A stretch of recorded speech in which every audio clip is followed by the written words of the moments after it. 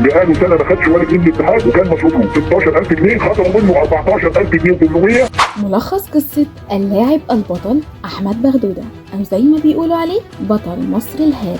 بغدودة يعتبر بطل مصر في المصارعة الرومانية للوزن الخفيف، حاصل على بطولة أفريقيا 8 مرات. اسمه الحقيقي أحمد فؤاد بغدودة. حصل منه حاجة محدش كان متوقعها خالص. بعد لما تم تتويجه بالميدالية الفضية والمركز الثاني بالبطولة الأفريقية واللي كان مكانها في تونس، المدرب والبعثة اللي كانت معاه صحوا من النوم تاني يوم ما لقوش أحمد.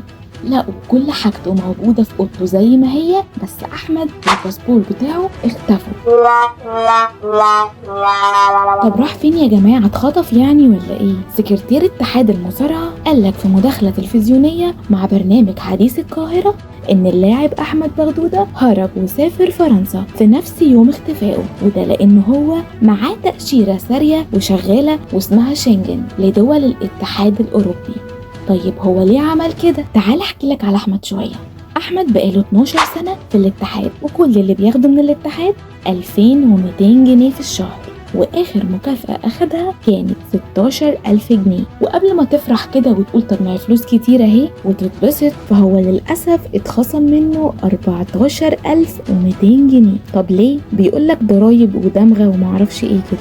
ونتشرف الآن بتسليم البطل يحيى المصري الجائزة المالية، وهي عبارة 40 جنيها. بعد ضرائب والإملاك يصبح المبلغ المالي 34 جنيها و17 قرشا و15 مليم.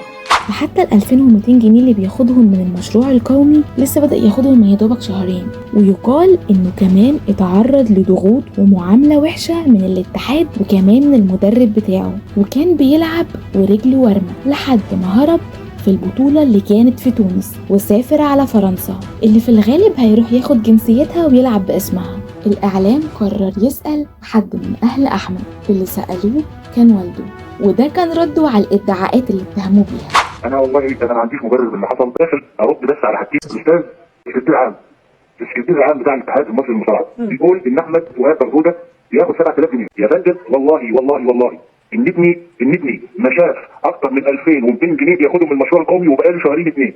ابني اتعرض لضغوط قبل بطوله افريقيا بشهرين. ابني شهر 3 اللي فات وكان رايح بطوله التصنيف العالمي لوحده هو والكابتن كمان عبده. لو هو عايز يهرب كان هرب، هو كان في الوضع كان هرب. كمل كلامه بان هم ناس فقراء وعلى قد حالهم، وان والده بيشتغل سواق على توك توك، وانه كان بيوصل بيه الحال ان هو ما كانش قادر يجيب له جزمه يسافر بيها، كان بيستلف جزمه صحابه، وان هو بيصرف عليه، وكمان عنده 2 اخوات غيره.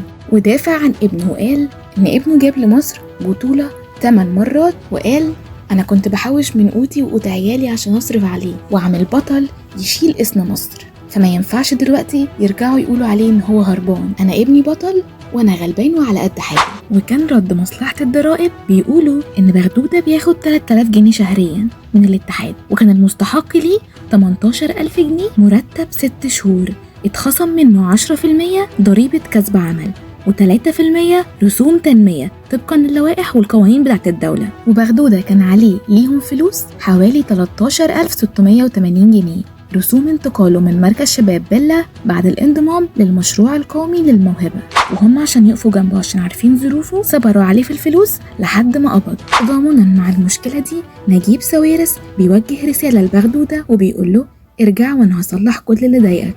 وكمان الأكاديمية الوطنية للتدريب بتوجيهات من الرئيس السيسي تتوجه بدعوة لعودة اللاعب أحمد بغدودة. وبس كده، انتوا بقى شايفين بغدودة خاين ولا مش خاين؟ اكتبوا لنا في الكومنتات. سلام.